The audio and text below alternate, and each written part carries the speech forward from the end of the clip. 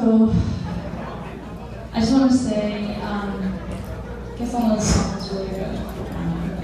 Definitely one day Tibet will be free, and that's what we're aiming for, and that's our vision, that's our path. And looking back over this year, I just want to say that we have accomplished a lot for Tibet.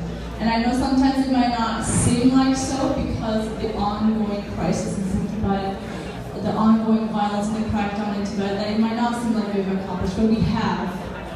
Our staff, our international offices, our chapters, our members, with your support, with our Tibetan communities like you and our Tibetan communities and supporters around the world, our efforts together, we have accomplished victories for Tibet in this past year. We have challenged the Chinese government at the highest level. We've gone head-to-head with the Chinese officials at the UN. We have trained and educated over 800 students in over 7 countries around the world in just 8 months to stand up and take action for Tibet. And we are making sure our elected leaders are speaking up for Tibet at every opportunity on the international stage. And I know that the challenges facing our people, the challenges facing our Tibetan people are grave.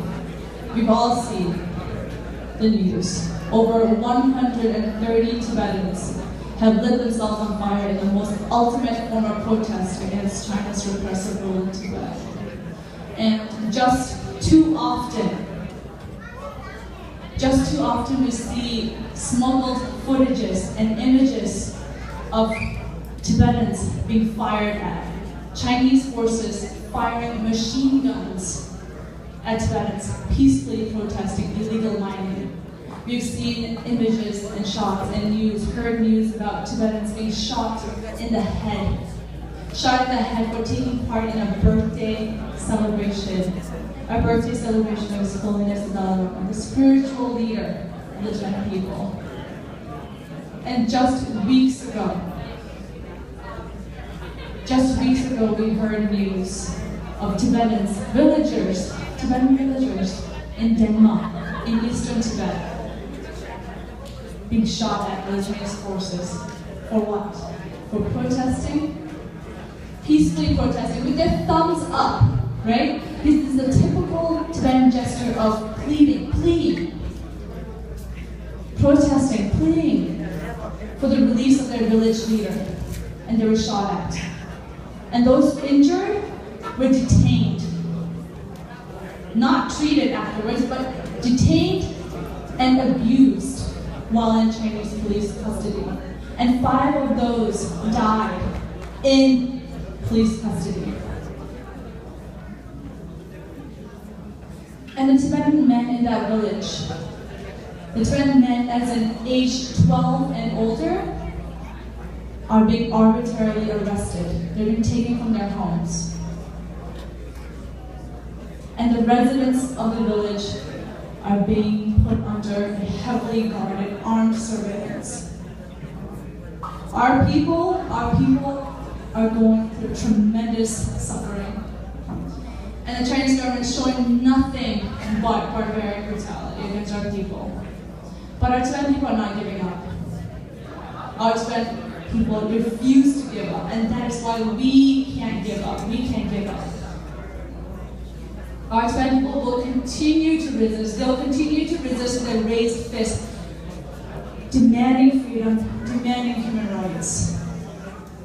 They will continue in their homes and in their villages to assert who they are, their Tibetan identity, by speaking their language, by practicing their religion, by listening to the teachings of His Holiness the Dalai Lama.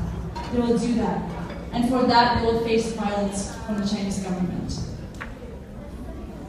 But they will not give up.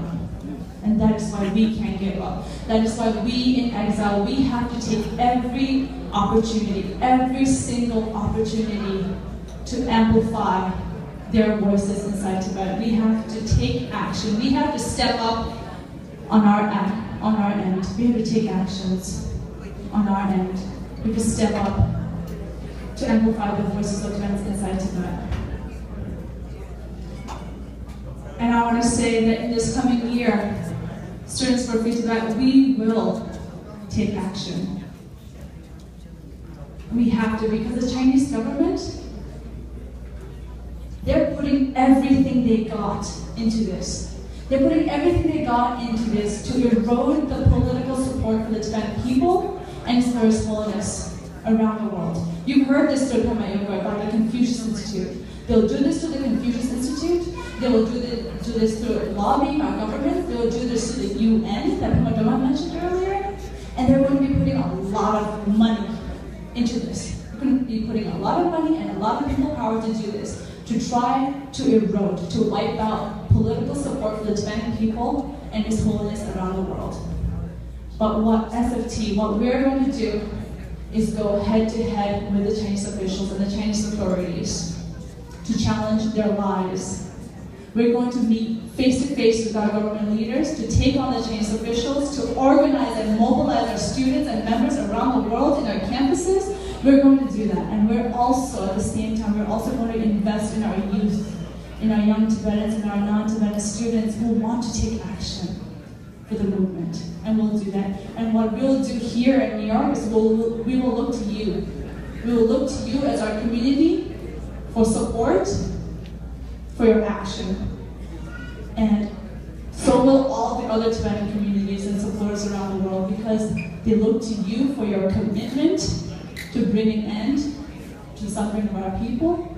And they will look to you, and we will look to you also for your commitment to our vision, our commitment to our vision for a future free Tibet. And as Kasala said, one day, Tibet will be free.